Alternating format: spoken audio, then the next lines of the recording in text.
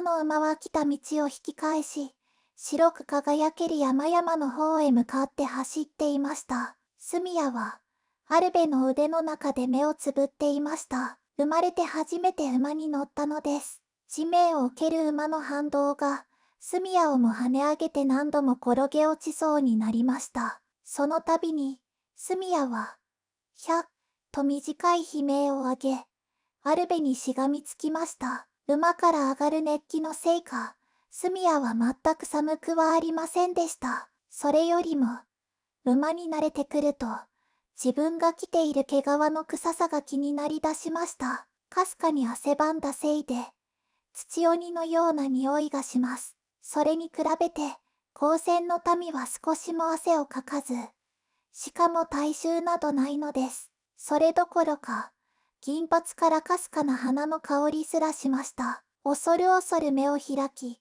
スミヤはアルベを見上げました。光線の民は着ている衣服も美しいのでした。細やかな刺繍を施したしなやかな布を、確かな腕で仕立て上げた極上の衣装、さりげなく並んだ小さなボタンは、緑鮮やかな宝玉でできていました。さらに、見事な装飾を施した胸当てをつけ、その上に緑色の軽やかなマントを羽織っています。風になびくマントは、襟元で美しいブローチによって留められていました。衣装は光線の民の美しさをさらに引き立てました。アルベの顔は透き通るような白い肌で、鉱山に降る雪のように滑らかでした。そして形の良い唇が、ほのかに色を添えていました。前を見つめる瞳は、狩りをする獣のように光を調整して細く見えましたが、夕の闇のように薄く、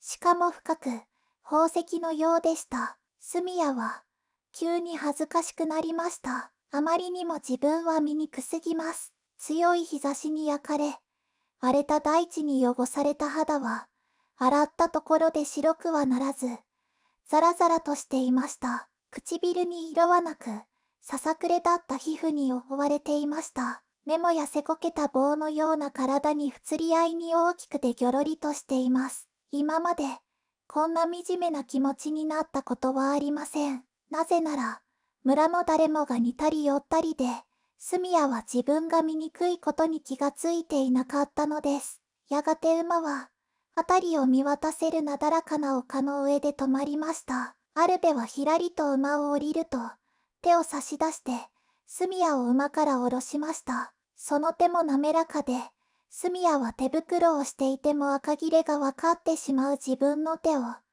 思わず引っ込めてしまいました。後ろ手にしてもじもじしている少女の肩に、アルベは手を添えました。先ほどまで馬を恐れてしがみついていたくせに、スミヤは緊張して跳ね上がった上、みるみるうちに耳まで赤くなってしまいました。アルベは苦笑しました。野生児のような少女の中に、女らしい恥じらいを見て取ったからです。そしてスミヤの体をくるりと半回転させました。そこには荒れ果てた土地がありました。ややかちゃけた土と白っぽい岩、風が砕いた灰色の砂だけで、緑はほとんどありません。ただ、地面のところどころにボコボコと穴がいくつかありました。先に馬を降りたシルバが、穴に向かって走っていくのが見えました。岩や砂に足をすくわれることもない姿は、この大地に全くそぐわず、別世界の存在のようでした。青みがかった緑のマントがはためいて、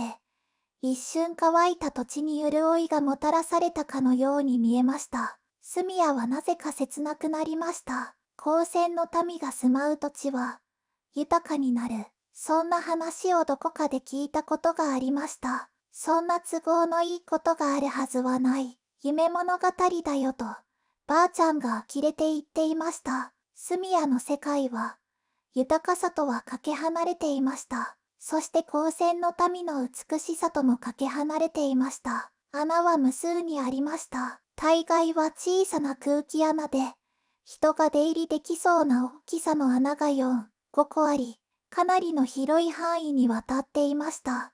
シルバは、槍を穴の一つに差し込んで、カツカツと探っていました。風が吹き、砂が舞い踊りました。我々が12年前、一網打尽にした土鬼の巣だ。やはり、ここの場所は捨てられたらしい。シルバの声も風に舞いました。かつて、ここに300匹ほどの土鬼が住み着いていました。今、ここに土鬼といえど、生き物の気配はありませんでした。住谷は、穴の前でしゃがみ込んでいました。穴に風が通って、中からゴーと虚しい響きの音が聞こえました。高々と積まれた土鬼の焼け焦げた屍も、12年の月日が砂と化してしまったのです。鉱石があるのは、アルベの足元の岩に残った黒いシミだけでした。生き残った奴らはどこへ行ったのだろう。住谷、覚えているかい？住谷には、アルベの質問には答えられませんでした。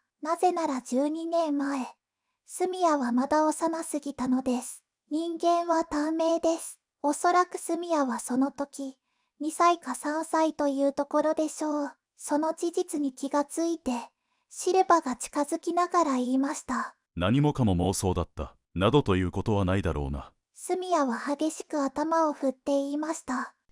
違う。確かに私は小さかった。記憶だって確かじゃない。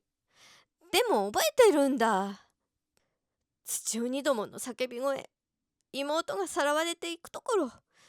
妹は真っ黒な土鬼に片脇に抱きかかえられて、そして。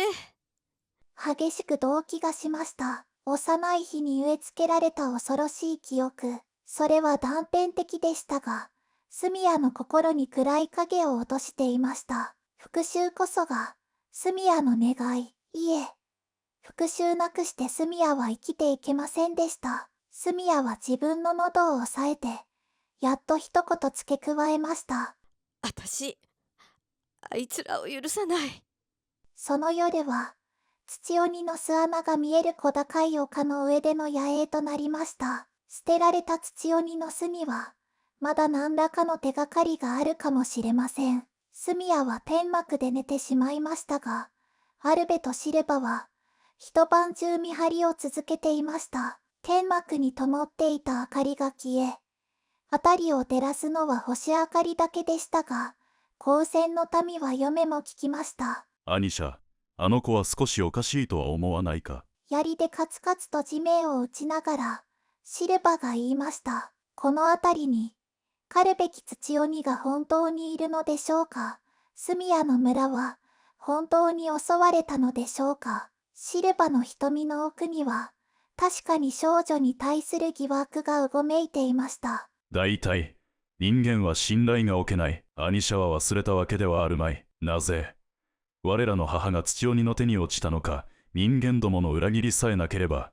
住谷はあの時の人間とは違う。だが人間を同志として扱うなんて、あの子は我々を裏切るだろうよ。狩りの邪魔になりそうな存在に、シルバはイライラしているようでした。アルベは、弟の横で腰を下ろして腕を組み、土鬼の巣を見下ろしていました。私だって住谷の話をすべて信じているわけではないよ。それに我々が12年前この巣穴にいた土鬼を打ち漏らしたともね。我々の部は天空の神が与えた猛力、神の手である我々の戦いにわずかな狂いもあろうはずがない。完璧に死を与えられた地が眼下に広がっています。厳しい夕闇の目で、アルベは地平を見つめ、やがてその目を緩ませました。ただあの子が嘘をついているとは思えない。それはシルバも同じ気持ちでした。12年前、この丘の上で2人は燃え盛る火を見ていました。